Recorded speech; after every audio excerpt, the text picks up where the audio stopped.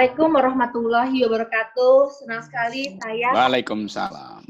Senang sekali saya Sani Budiantini Hermawan, seorang psikolog, berbincang-bincang santai di sore hari ini dengan seorang tokoh yang tidak asing lagi buat kita semua. Siapa yang nggak kenal seorang Rocky Gerung? Ya. Siapa dulu yang menonton? Halo Sani followers, saya juga follower Sani dan selalu menginginkan ada kebahagiaan kendati kita sedang dirundung oleh kepedihan karena soal ekonomi, soal COVID, politik, macam-macam. Tapi ini sore yang harus menghasilkan kebahagiaan. Yes. Bravo Sani. Ya, terima kasih banget Mas Rocky. Jadi memang hari ini kita akan ngomong tentang keluarga ya. Jadi mungkin Mas sedikit aja kali ya. Kalau dari pengalaman Mas Rocky sih mungkin nggak bisa dijadikan narasumber. Tapi kalau sebagai seorang Rocky Gerung yang memiliki wawasan dari akademisi, memiliki pengetahuan yang cukup luas, kita akan berbagi tentang konsep keluarga ya Mas. Karena saya ya. Iya itu konsep semua orang, entah dia pernah punya pengalaman atau tidak, kan dia selalu bertemu dengan berbagai macam keluarga dan problemnya. Ya betul, karena saya yakin memang keluarga itu adalah unit terkecil dari tataran masyarakat, di mana akan membangun sesuatu yang besarnya lagi adalah negara begitu. Jadi saya percaya dengan keluarga yang kuat, tangguh, akan menghasilkan generasi penerus yang tangguh juga. Dan oleh karena itu kita tidak boleh berputus asa untuk membangun keluarga yang tangguh, kuat, dan sehat gitu. Nah, mengawali sesi kita, saya mau nanya ke Mas Rocky. Konsep keluarga itu apa sih ya dari sudut pandang seorang Rocky Gerung? Tadi diterangkan Sani dengan bagus bahwa keluarga itu adalah akar dari bangsa itu. Akar artinya dia menyerap seluruh mineral bumi. Dan keluarga memang dimaksudkan untuk merawat generasi. Jadi saya sebetulnya ada dua hal yang saya kurang berpengalaman. Satu dalam soal-soal kedunguan dan dua dalam soal-soal berkeluarga. Tapi saya selalu ingin memastikan bahwa bangsa ini akan dihidupi oleh keluarga-keluarga yang sehat di dalam pergaulan antar anggota keluarga dan sehat dalam pergaulan antar sesama keluarga, yaitu keluarga bangsa. Jadi dia bukan sekedar unit terkecil dari bangsa, tapi unit terindah dari bangsa. Keluarga itu semacam taman bunga yang semua orang bisa siram dan rawat sama-sama supaya tumbuh keakraban. Jadi itu konsep saya tentang keluarga. Baru konsep ya, belum praktek ya Sani. Oh, keren banget Mas. Jadi memang kita akan membangun memang persepsi yang positif tentang keluarga ya. Karena memang kan kalau bayangin Mas, keluarga yang kuat itu juga akan membangun negara yang kuat. Jadi segitu pentingnya keluarga Mas. Jadi keluarga yang tercerai-berai, keluarga yang asal-asalan itu juga membuat negara juga menjadi porak-poranda begitu. Setuju ya Mas ya? Nah, sekarang sangat setuju. Pertanyaan saya gini Mas. Bagaimana sih kita nih sebagai keluarga, anggota keluarga, dan memang membangun keluarga ini supaya kita juga punya benteng supaya tidak terpengaruh lah dengan hal-hal yang sifatnya buruk dari lingkungan kita, Mas. Oke, yang pertama keluarga itu kohesinya ada pada kepercayaan, pada trust antar anggota dan saling melindungi, bukan sekedar rahasia antar anggota, tapi rahasia yang betul-betul hanya boleh dinikmati di meja makan, di kamar tidur. Jadi keluarga sebetulnya adalah semacam micro secret society. Ada yang rahasia dalam keluarga. Dan yang rahasia itulah yang membuat semen psikis sama-sama saling melekat. Nah, semen psikologi keluarga ini seringkali hendak diintervensi oleh faktor-faktor luar. Misalnya ide yang mungkin tidak pernah disepakati dalam sebuah keluarga. Ide tentang relasi antar manusia yang kadang-kadang dianggap sebagai membahayakan integritas keluarga. Jadi setiap keluarga punya sistem proteksi sendiri itu. Ada keluarga yang mengatur dirinya supaya egaliter. Tapi ada keluarga yang mempertahankan harus ada hierarki itu. Ada keluarga yang menganggap bahwa ikatan paling suci dalam keluarga bila dibungkus dengan ayat-ayat suci dengan agama itu. Ada yang menganggap bahwa ayat agama itu adalah bagian yang diperlukan pada masa pembentukan etika anggota keluarga. Setelah itu di luar berlaku ayat-ayat lain, ayat konstitusi, ayat ekonomi segala macam. Tapi saya anggap setiap kali kita berhadapan dengan konsep keluarga, kita pertama-tama menghormati intrinsic value di dalam keluarga itu. Jadi kita nggak boleh ambil alih value dari satu keluarga terus mau diukurkan pada keluarga yang lain, nggak bisa tuh. Itu bisa menimbulkan banyak pasien menghadap psikolog gitu kalau itu yang terjadi tuh. Ya. Jadi sekali lagi setiap keluarga memelihara nilai intrinsiknya sendiri dan hal yang membahagiakan kita adalah bila nilai intrinsik itu dihayati sepenuhnya sebagai kesucian dari komunitas keluarga itu. Wah, luar biasa nih Mas Rocky, kayaknya udah hatam nih ya kalau mengenai nilai bagaimana kohesivitas keluarga bisa dibangun gitu ya. Udah hatam nih Mas. Tinggal nanti ditunggu. Ya, saya lagi mainnya. Lagi investasi nilai-nilai itu. Tinggal berupaya untuk bikin kontrak. Iya. Nah, memang gini, Oke, San. Pikir ngomong berbincang santai mengenai keluarga, karena ternyata nggak santai juga di era pandemi COVID-19 ini, Mas.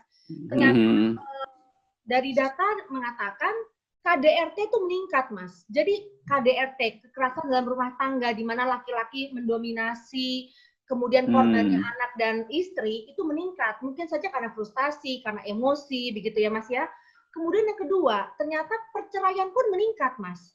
Jadi ya alih-alih kita bisa membangun kualitas hubungan yang baik karena banyaknya di rumah, malah sebaliknya.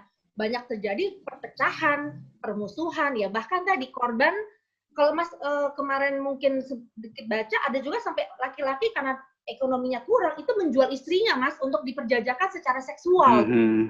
Jadi miris dan ya pahit sekali mendengarnya gitu ya. Nah, dari Mas Rocky sendiri sebenarnya kenapa sih ini bisa terjadi? Boleh nggak sedikit Mas dibahas dari praktisi keilmuan? Oke, saya eksplorasi ya. Keluarga itu pagarnya adalah rumah tangga tuh. Pagar internalnya. Berbatasan dengan pagar internal itu adalah pagar negara. Di situ ada ekonomi, ada pasar, ada politik, ada kebijakan tuh. Nah, dulu konsep keluarga itu disebut autarki, artinya bisa menghidupi diri sendiri itu. Otarki namanya itu.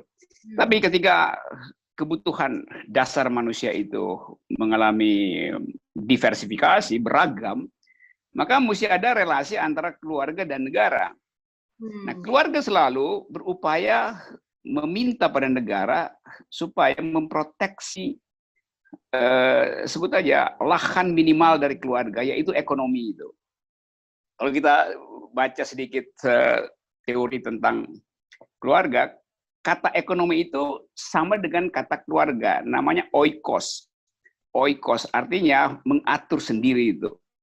Oke. Nah sekarang karena keluarga tergantung pada kebijakan negara, begitu kebijakan negara memburuk, maka keluarga juga frustrasi itu. Jadi relasinya langsung terjadi. Ilustrasi paling sederhana adalah masa depan keluarga sekarang mengalami kecemasan luar biasa karena soal ekonomi. Dan kecemasan itu tidak terlihat pada mata Menteri Sosial atau Menteri Ekonomi atau Menteri Keuangan. Kecemasan keluarga terlihat pada mata emak-emak yang setiap pagi mesti ngelirik dompetnya untuk memastikan ada sisa nggak setelah pulang pasar buat jajan anaknya di PAUD misalnya tuh. Jadi keluarga mengalami kecemasan justru karena polisi negara tidak memperhatikan kebutuhan dasar anak-anak. Akibatnya apa sekarang? Sekarang di Indonesia ada kurang lebih 9 juta balita yang mengalami stunting, kekurangan gizi. Dan itu artinya 5 tahun ke depan ada lost generation yang biasa disebut pemerintah. Kita akan punya bonus demografi.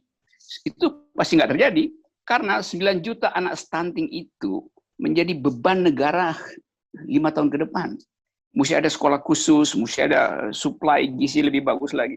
Jadi kalau negara salah membuat kebijakan, yang pertama kali merasakan bukan presiden, bukan menteri, tapi emak-emak itu. Karena dia akan lihat tatapan mata bayinya yang kekurang gizi, dia akan lihat tatapan mata balitanya yang berharap ya ada permen besok. Apalagi di desa-desa itu sangat terasa. Itu relasinya, Sani. Karena sangat kuat sekali ya Mas ya hubungan antara kesejahteraan dalam keluarga juga gitu ya terhadap perilaku juga akhirnya memang nanti apa yang dimunculkan begitu ya. Tapi Mas betul. Setuju dong ya. Sani kan praktek langsung dan bisa membaca kecemasan emak-emak tuh. Ya mungkin bapak-bapak nggak cemas karena bapak-bapak merasa kalau saya tidak bisa membawa pulang rezeki, saya akan demo menyalahin pemerintah. Tapi emak-emak menganggap bahwa kalau nggak ada rezeki, maka masa depan anaknya yang dipertaruhkan, bukan masa depan negara ini. Jadi sudut pandangnya berbeda tuh. Nah, karena itu kalau si pria itu balik ke rumah, dia lihat bahwa ada ketidakcukupan konsumsi, maka dia bukannya dia demo ke pemerintah, malah dia tempeleng istrinya atau dia aniaya, marah dialihkan dari ruang publik ke ruang privat. Itu yang buruknya tuh perilaku laki-laki. Sangat miris ya Mas, dan bahkan akhirnya korban itu baik istri maupun anak menjadi sasaran empuk ya dari pelampiasan emosi seorang laki-laki yang mungkin dia frustasi sebenarnya kan karena ketidakmampuan dalam memenuhi misalnya kebutuhannya. Tapi mungkin Mas Rocky insya Allah sejalan dengan kita ya bahwa apapun tidak akan bisa membenarkan kekerasan dalam rumah tangga ya Mas. Saya bukan saja sejalan tapi searah dan setujuan, ingin tiba bersama. Mantap. Nah, sebagai sesosok mewakili laki-laki lah Mas ya. Sebenarnya apa sih Mas di persepsi laki-laki itu yang kadang-kadang mereka begini, karena saya sudah kawin sama kamu, seorang wanita ini, kamu menjadi milik saya. Jadi saya berhak atas diri kamu. Nah ini kan yang berabe Mas, betul nggak? Ketika seorang laki-laki merasa pasangannya itu adalah miliknya, artinya dia bisa melakukan segala cara, termasuk hal-hal yang tadi sifatnya bahkan sampai menjajakan seks istrinya demi memenuhi kebutuhan ekonomi. Nah dari sisi laki-laki lah ya, sekarang kan saya perempuan, Mas kan laki-laki nih. Iya. Dari sisi korban, ada dari sisi pelaku gitu ya, enggak ya? Iya, saya merubah persepsi itu, Mas. Jadi persepsi itu sebetulnya dari 25 abad lalu, panjang sejarahnya tuh. Yaitu ketika laki-laki menganggap bahwa ruang aktivitas keluarga itu, kalau kita lihat misalnya, saya gambarkan secara historis dulu ya. Keluarga-keluarga awal di Yunani 25 abad lalu, ini bayangin 2.500 tahun lalu, itu rumahnya itu ada ruang untuk keluarga dan ada ruang untuk ruang keluarga itu ada yang buat perempuan, ada yang buat laki-laki. Yang laki-laki itu langsung berbatasan dengan jalan, yang perempuan itu dekat dapur. Jadi dari awal laki-laki itu bisa nyebrang jalan pergi ke rumah tetangganya yang juga berhadapan-hadapan tuh.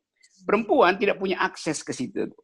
Padahal di dalam konsep keluarga Yunani, perempuan itulah yang menjadi sumber dari kesejahteraan karena dia mengolah konsumsi di dapur itu. Nah ini soalnya. Kemudian dalam perkembangan sejarah, laki-laki menganggap kalau dia bisa keluar ke jalan, itu artinya dunianya lebih luas dari si perempuan. Lama-lama timbul pikiran bahwa yang dia tinggalkan di rumah, di wilayah domestik itu adalah peralatan dia aja. Peralatan buat makan, peralatan buat tidur, peralatan buat macam-macam. Jadi perempuan dianggap sebagai peralatan laki-laki itu. Nah di situ arogansi mulai itu. Nah sekarang kemudian arogansi itu tumbuh terus sampai misalnya abad 15 di Eropa itu. Kalau ada perempuan single, tinggal di rumah sendirian, lalu laki-lakinya para lelaki Eropa akan menganggap dia sedang bersekutu dengan setan, dengan iblis. Maka muncul istilah nenek sihir itu. Lalu ada perburuan nenek sihir yang selama 100 tahun di Eropa itu mungkin 300.000 perempuan yang dibakar hidup-hidup karena dituduh bersekongkol dengan iblis. Padahal perempuan itu sedang mengerjakan ya bikin kuliner, peralatan dapur untuk dijual. Nah, waktu perempuan berproduksi, barang dia lebih bagus dari yang diproduksi laki-laki dan lebih murah. Laki-laki cemburu, maka dia laporkan dulu ke gereja Katolik bahwa itu perempuan jahat. Padahal si laki-laki terganggu karena nggak mampu berproduksi secepat dan seteliti perempuan. Dari situ mulai arogansi. Maka laki-laki mulai klaim bahwa perempuan nggak usah banyak bicara tuh. Saya laki-laki yang menentukan arah hidup. Tapi itu dulu. Sekarang begitu ada gerakan emansipasi, perempuan yang tadinya dianggap the unspeakable, sebab kalau dulu kalau perempuan bicara dianggap itu tidak logis gitu. Bahkan kalau ada yang perempuan terlalu banyak bicara, dianggap mengalami delirium, mengalami sakit jiwa itu. Padahal perempuan itu nggak bisa bicara karena ditutup mulutnya oleh laki-laki.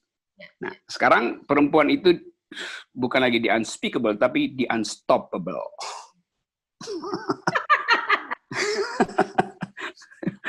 Gitu, San. Pasti ya Mas ya. Memang alhamdulillahnya di Indonesia ini setelah ada buku Habis Gelap Terbitlah Terang, mudah-mudahan juga menjadi salah satu babak baru ya untuk emansipasi wanita gitu ya Mas ya. Memang saya setuju juga sih bahwa perempuan tetap punya hakikatnya secara manusia, dia bisa harus mengurus anak, dia juga tetap punya karya untuk bisa dia kembangkan gitu ya Mas ya. Iya. Masalahnya gini nih Mas, seringkali di kita ini jadinya takut berkeluarga, Mas. Kenapa? Karena orang berkeluarga itu berat. Yang laki-laki jadi tidak bisa bebas lagi berkeliaran tadi, bereksplorasi. Yang perempuan jadi terkebiri pengembangannya, karya-karyanya karena harus mengurus anak dan sebagainya. Karena sekarang juga perempuan kan banyak juga yang cari nafkah ya Mas. Jadi tidak hanya di rumah, tapi dia harus berpikir juga apa masaknya dan bagaimana dia bisa bekerja di kantor juga. Nah, jadi banyak sekali sekarang motivasi untuk berkeluarga tuh turun Mas. Makanya sekarang kalau dilihat tuh orang mau menikah tuh pikir-pikir dulu gitu. Bahkan lucu Mas, makin punya duit, makin nggak mau menikah karena merasa makin dia tertekan gitu. Nah, mungkin ini pengalaman boleh dari sisi pendidikan atau sisi pandangan ilmu, bagaimana sih Mas meyakinkan orang bahwa keluarga itu sebenarnya indah gitu loh, kenapa harus takut gitu loh Mas? Saya ini nggak sedang membuli saya ya. Mudah-mudahan dari ini semangatnya bagus. Iya, stereotypingnya begitu bahwa ada satu waktu di mana orang Singapura nggak mau menikah itu. Karena tadi pertimbangan karier. Di Amerika banyak yang saya kenal itu dosen yang tidak memilih menikah karena dia merasa karier dia di kampus itu tidak mungkin dibagi dengan di keluarga. Jadi ada hal-hal yang disebut pilihan eksistensial seseorang. Dia tidak menikah karena alasan yang masuk akal tuh. Tapi ada juga yang tidak menikah karena ya problem yang ada di daftar buku psikolog itu, ABCD itu, ada trauma, ada segala macam itu. Nah, kita ingin agar supaya keakraban relasi itu bisa dibangun secara otentik. Jadi bukan karena dipaksakan keluarga, bukan karena ketergesa-gesaan, karena supaya dapat jabatan maka sebaiknya si pejabat itu didampingi oleh istrinya, oleh seorang perempuan yang dianggap pasangan. Padahal sebetulnya dipajang doang di situ kan. Nah, hal itu yang buruk sebetulnya. Kalau dia tumbuh dari relasi yang setara, dari penghargaan terhadap asas pertama yaitu cinta, itu menjadi fondasi yang kuat dengan sendirinya. Nah, ekonomi dunia, global economics, dan peradaban memasukkan variabel yang lain, yaitu persyaratan harta. Karena saling takut nanti makan apa. Jadi dunia kita sebetulnya yang tadinya simple dibikin rumit oleh variabel-variabel yang non cinta itu. Materi kan bukan cinta itu. Betul. Tapi terpaksa orang mesti hidup di situ tuh, dengan keadaan itu. Nah, itu semua soal itu yang saya terangkan, solusinya adalah hubungi Sani yang adalah psikolog yang punya parameter tentang apa itu kesehatan percintaan yang memungkinkan keluarga terbentuk. Jadi dasarnya adalah kesehatan percintaan. Itu dasar dari pembentukan keluarga. Di atas itu tentu minta rahmat dari langit, dari Tuhan supaya dapat pesan yang lebih suci dari percintaan itu. Saya terkesima sekali nih Mas mendengar penjelasan seorang Rocky Gerung yang sebenarnya jiwanya karena cinta ya Mas. Mengapa itu adalah dasar atau fondasi dari membangun suatu keluarga ya Mas ya? Betul nggak sih? Iya, itu bukan sekedar pada keluarga, relasi persahabatan juga dasarnya itu. Yang mungkin lain kan ada kata cinta dalam bahasa Yunani kan ada yang disebut eros, itu desire seksual. Ada yang disebut agape, itu cinta pada pencipta. Ada yang macam-macam versinya tuh.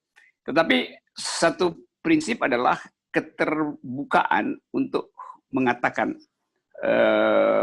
elemen batin yang paling sublim itu supaya terbaca secara lengkap oleh calon pasangan gitu. Nah, saya mungkin selama ini kurang lengkap memberitahu definisi sehingga definisinya disalah tangkapi oleh calon pasangan sehingga tertunda bukan gagal ya. Tapi saya yakin Mas menemukan nanti sesosok cinta yang sesungguhnya Mas.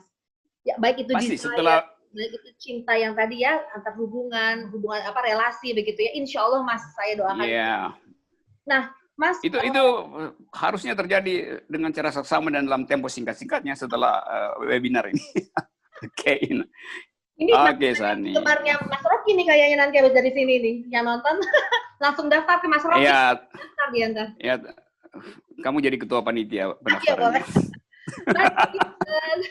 Oke. Bersedia kok saya. Jadi sedikit lagi nih Mas, jadi saya percaya memang dengan tadi bahasa Mas Rocky bahwa ketahanan keluarga itu merupakan pondasinya dalam pengertian trust tadi ya, kepercayaan. Kemudian dari membangun ketahanan keluarga juga akan membangun suatu struktur negara yang sehat dan kuat dan ekonomi yang kuat ya Mas. Jadi kalau kita mau ngebantu negara ya bantulah dari membangun ketahanan keluarga, itu kali ya Mas ya. Jadi nggak usah repot-repot ngapain ya sebenarnya dengan kita membangun keluarga yang bagus, generasi penerus kita anak-anak kita unggul ya generasi penerus bangsa, insya Allah akan kelihatan bibit-bibit unggulnya untuk memajukan negara ini gitu ya Mas ya. Mas satu lagi nih Mas, kenapa sih Mas ini sebelum menutup nih Mas ya? Karena tadi kita ngebahas aku masih agak sedikit masalah KDRT ini kan yang menurut saya sampai sekarang ini belum bisa diberantas nih Mas, karena satu kejadian tidak membuat kapok kejadian berikutnya gitu loh Mas. Dan dari kita dengan jutaan masyarakat kita tuh ya ternyata banyak edukasi yang masih kurang juga mengalami KDRT, edukasi tinggi juga mengalami KDRT. Jadi KDRT ini sebenarnya tidak ada batasan Mas. Di negara di kota, di desa, pendidikan tinggi, sedang ke bawah itu tetap ada KDRT gitu ya Mas. Sebenarnya apa sih Mas yang perlu dibekali oleh seorang perempuan nih Mas untuk say no untuk KDRT? Boleh dari pandangan Mas Rocky, nanti baru saya kesimpulan dari saya. Oke. Kita ada di dalam peradaban yang sangat patriarkis itu.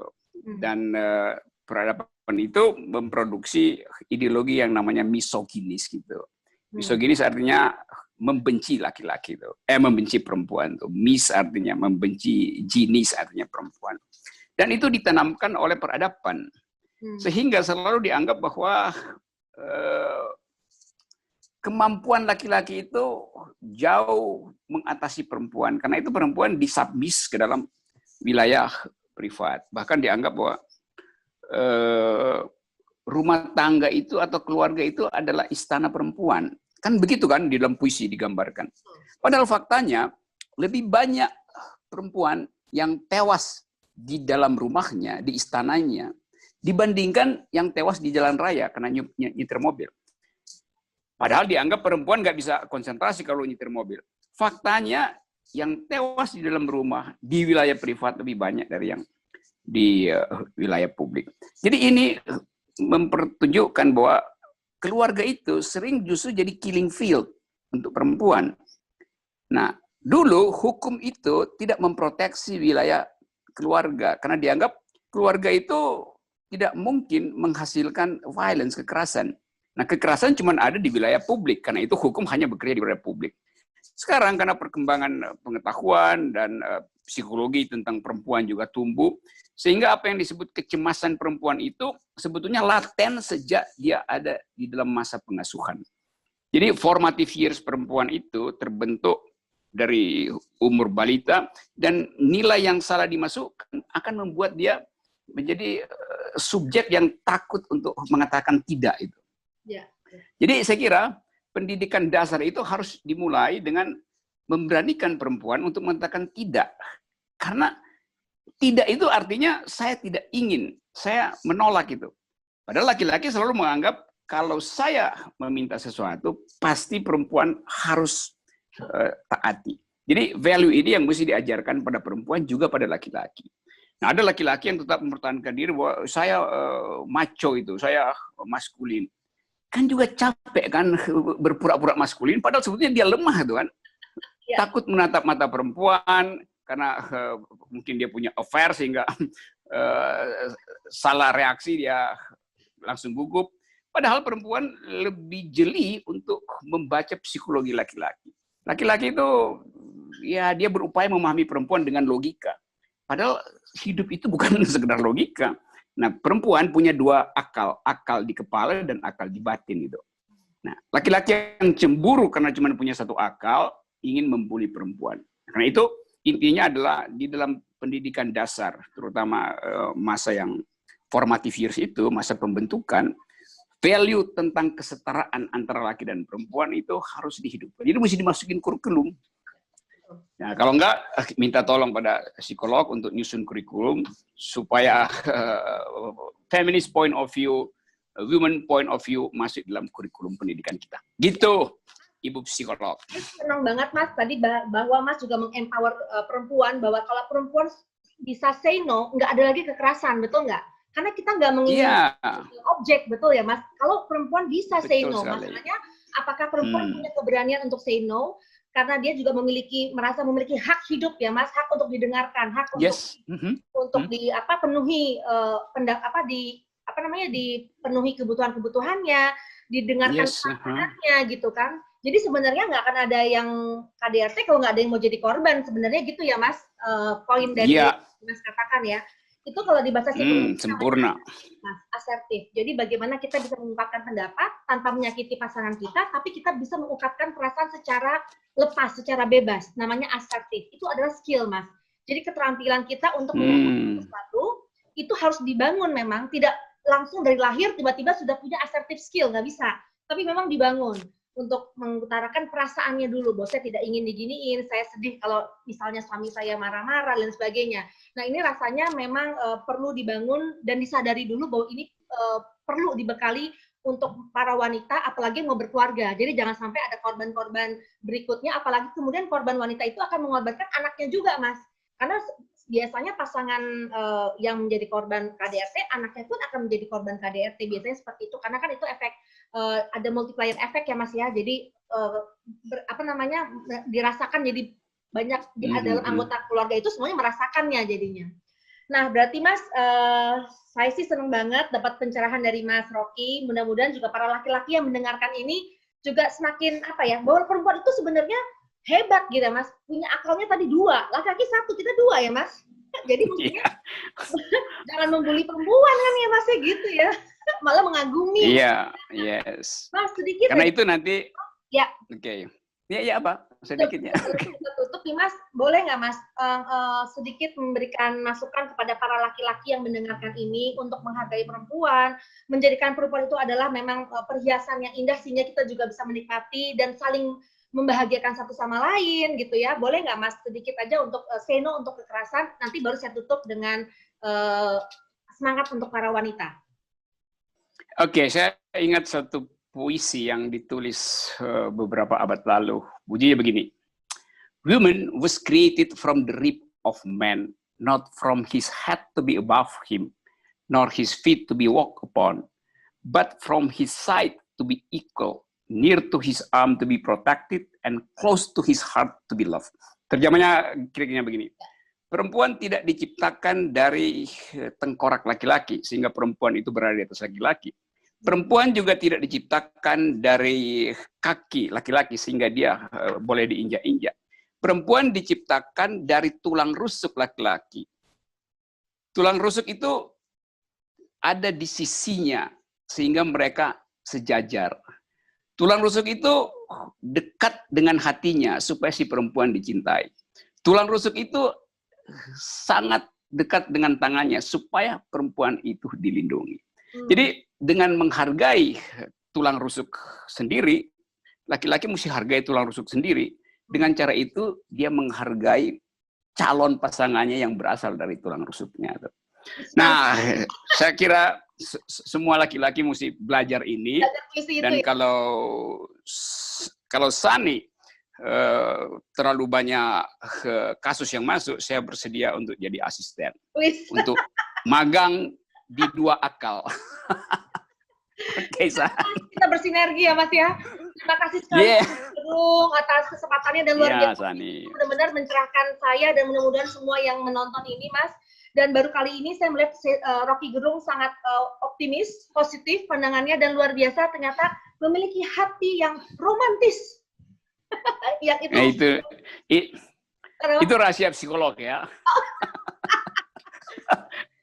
Dasar nih. Ya Mas, salam buat. Saya tutup dulu ya Mas, bentar Mas. Nanti kita beda sama ya. Jadi pemirsa sekalian, terima kasih sekali atas waktu yang disediakan untuk melihat bincang santai dengan Rocky Gerung dan saya Sani Bunadini Hermawan sebagai seorang psikolog. Dan rasanya sesi kita konsep keluarga saat ini sangat terang benderang jadinya, karena balik-balik lagi kita menghargai konsep yang positif dan ditimbulkan dari pribadi kita yang positif dan insya Allah menghasilkan generasi penerus bangsa yang positif juga. Mas, thank you so much Mas. Jangan bosan kalau saya. You are very welcome. Yes. Yeah. Mas, bye-bye Mas. Demi kesejahteraan keluarga Indonesia dan kesejahteraan bangsa. Yeah. Oke. Okay. Thank you so much Mas. Wassalamualaikum warahmatullahi wabarakatuh. Waalaikumsalam.